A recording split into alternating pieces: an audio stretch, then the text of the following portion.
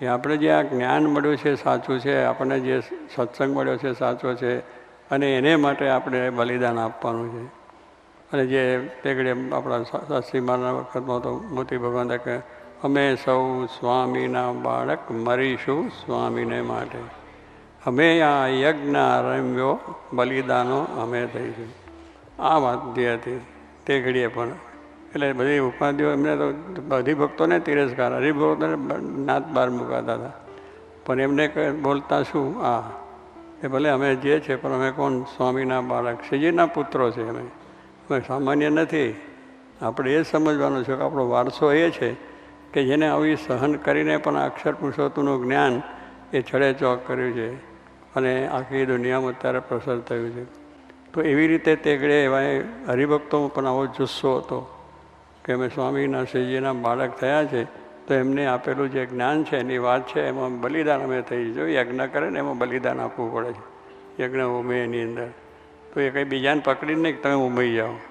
પેલા કે તું ઉમાઈ જા, પણ હું તો પાછો રહ્યો. પાછો નહીં, પહેલાં પોતે ઉમાઈ જાય તો બધા ઉમાય. શાસ્ત્રી મહારાજ, જોગી મહારાજને મોટા સંતો ઉમાઈ ગયા. તો આજે આપણે એમાં છે કે ના ભાઈ એમનું જ્ઞાન, એમની સ્થિતિ, એમનો વિચાર, એમનું જ્ઞાન એ બહુ સુંદર છે. આપણને આજે થયું એનું કારણ શું કે વારસો છે એ આપણે સાચવવાનો છે. એ વારસો જો સાચવીશું તો હજુ આથી 100 વર્ષ છે ને, બધા 100 વર્ષે આથી મોટો સત્સંગ થઈ, હજુ 100 વર્ષનો ઠેલ મારવાનો છે આપણે કંઈ સામાન્ય બેસી રહેવાનું નથી.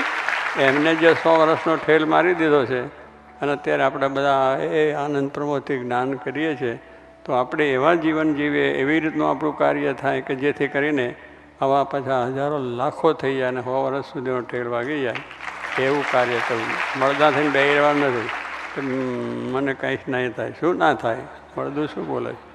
શું ન થાય એ આપણી વસ્તુ છે કે આપણે કોના છે? પુત્રો શ્રીજીના છે, શાસ્ત્રી મહારાજ જોગીમાના પુત્રો. વારસો આપણો એ છે કે એ વારસો આપણને એવું આપ્યું છે કે જેથી તમારે પણ કોઈ જાતનો વાંધો ના આવે અને બીજાને પણ વાત છે.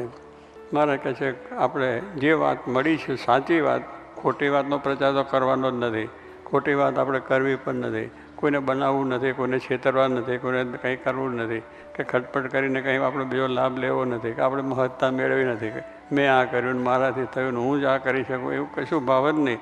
આપણે તો બધા દાસ થઈને જ, સેવક થઈને જ આપણે કામ કરવાનું છે.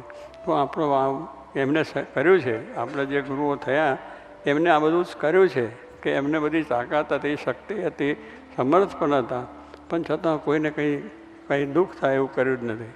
દાંત જોડીને બસ આપણે અને બધા રીતે થયું. એમના કેટલાક પ્રસંગોની અંદર પણ આપણે એટલા બ્રહ્માનંદ સ્વામી જેવા જબરજસ્ત, જેને કે વડતાલનું મંદિર કર્યું. ભગવાને શ્રીજી મહારાજે 35 રૂપિયા આપીને વડતાલનું મંદિર કરવા મોકલ્યા. તેગડે 35 રૂપિયા એટલે ઘણું થાય, પણ 35 રૂપિયાનું શું મંદિર થાય? અત્યારે તો તમારે 40 મિલિયન, 50 મિલિયન, 60 મિલિયનની વાતો કરો છો. તેગડે 35 રૂપિયાની અંદર વડતાલનું મંદિર કરવું. આપણે મોટું છે શિખરબંધ મંદિર છે, એ ગયા ત્યાં અને ત્યાં બધાને વાતો ચીતો હરિભક્તોને કરીને કેટલાનું માન અપમાન સહન કરીને અને બધે એ પ્રમાણે વાત કરી. અને એ મંદિર થઈ ગયા પછી જાહોર જલાલી થઈ, હરિભક્તો આવતા બીજું થયું. અને પછી શ્રીજી મહારાજે ને બ્રહ્માનંદ સ્વામી તો બહુ કવિ હતા એટલે લોકો એમની પાસે આવે, ડાયરા જામે, હરિભક્તો પછી બીજા ત્રીજા બેસે એટલે સહેજે સ્વાભાવિક જીવનો ઈર્ષાળુ સ્વભાવ છે ને કે કોઈ સાગર વધતો હોય તો વધવો નહીં એમ થઈ જાય.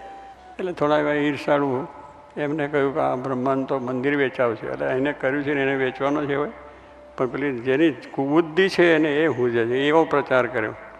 એટલે એ પ્રચાર એવો કર્યો અને બધાને કહેવા માંડ્યા શ્રીજીમાં તો સાક્ષાત ભગવાન હતા, એને એવું કંઈ એવું નહીં કે ભાઈ આને આ કરવું છે, પણ જરાય કોઈ આપણે સંત માટેનું જરા હોય તો પછી એમને મહારાજે કહ્યું એને સાંભળીને તો મહારાજે ત્યાં ગયા અને વડતાલનું મંદિર જો રાજી થયા, આશીર્વાદ આપ્યા, બધું થયું.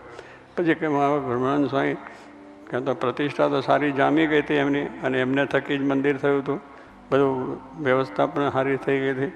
એટલે એમને તો બીજું છે, પણ છતાંય દરેકને થાય કે આવા મંદિર થયું છે તો આપણે શાંતિથી અહીંયા રહીએ અને આપણે સારું કાર્ય થશે.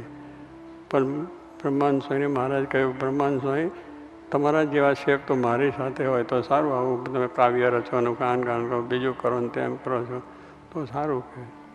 પણ ઉપડ્યા તરત મહારાજે કહ્યું, જરાય વિચાર કર્યા સિવાય આપણે એ છે, આપણે તો અહીં કર્યું હોય તો મેં આ કર્યું છે, હવે મને શું કા કાઢ્યો, મને શું કામ કર્યો. આ તો ગ્રસ્ત અને સંતોની બેયની વાત કરું છું આપને. એવું બધું આપણને થઈ જાય. હરિભક્તો એ પણ કેટલાને એ થયું છે, તો પણ મહારાજની આજ્ઞા એટલે કંઈ જ ના બોલ્યા. તો આવું જેને કાર્ય કર્યું છે એ માણસને તો આપણે કેટલી રીતે જાય, પણ મહારાજની એક સહેજ આજ્ઞા થઈ એટલે મૂકી જ દેવાનું, બીજું કહીશું જ નહીં. એને માટે કંઈ વિચાર જ કરવો નહીં. ત્યારે આ જ બધાએ આવી રીતનું છે. નિર્ગુણ સ્વામી આપણા તમે જુઓ, શાસ્ત્રીમાના વખતમાં ભણેલા હતા ને કલાભવનની અંદર મેટ્રિક સુધી ભણેલા હતા. અને એમની શક્તિ, એમને જે કાર્ય શાસ્ત્રી મહારાજ પોતે કહેતા કે આ જો નિર્ગુણદાસ છે ને આપણી આ સ્થાપી સમુદાયનો 14 આની એમની મહેનત છે. હું તો કે આ બેસી રહેવું કરું છું એ આ શાસ્ત્રી મહારાજ કહેતા 14 આની.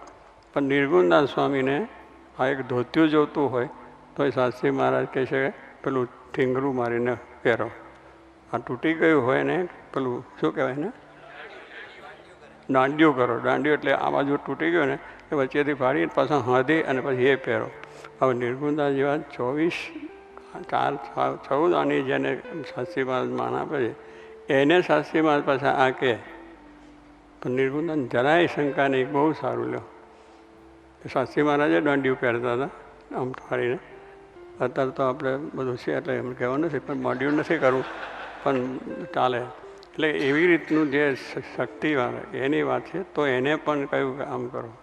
ધોતિયું લેવું હોય તો ત્યાં કોઠારમાં ગયા નિર્ગુણ સ્વામી. કોઠારી ભક્તિ કદાચ કહ્યું પેલું જૂનું એટલા પછી આપવું. અમારે એવું છે ને, જૂના થાય એટલે કોઠારમાં આપે એટલે કે પ્રસાદી વરસાદી બાંધવા કામ આવે. જૂની રીત બધી એવી. એટલે પેલા કોઠારી કહ્યું એટલે નિર્ગુણ જરા નિર્ગુણ સ્વામી એવું જરા આંકડા પણ હતા. એટલે સાસુએ કહે આ તો કોઠારી મને કહે ધોતિયું કરે જો આ લાવો ને તે લાવો એવું કરે, આમ કરે. સ્વામી કહે તો મારે કરવાનું તમારે કરવું, કોઠારી કેમ કરવાનું. આ તોય નિર્ગુણ સ્વામીને કોઈ દિવસ સ્વભાવને આ પડી રહ્યું તમારો હાલ્યા એવું કરીને છૂટો સંપ્રદાય નથી કર્યો. બ્રહ્માનંદેશ્વર સંપ્રદાય એટલે જુદા ચોકા કરવાની જરૂર નથી. આપણે તો આની અંદર ઉમૈયા છે એટલે ઉમૈયા જ ગમે તે થાય તો પણ સત્સંગની અંદર સારું થાય, સારી રીતે આપણે આપણું કામ કરી શકીએ. અને આપણું જે જ્ઞાન સાચું, શાંત સાચા બધા સાચા છે. આપણા સ્વભાવ છે મૂકવાના છે.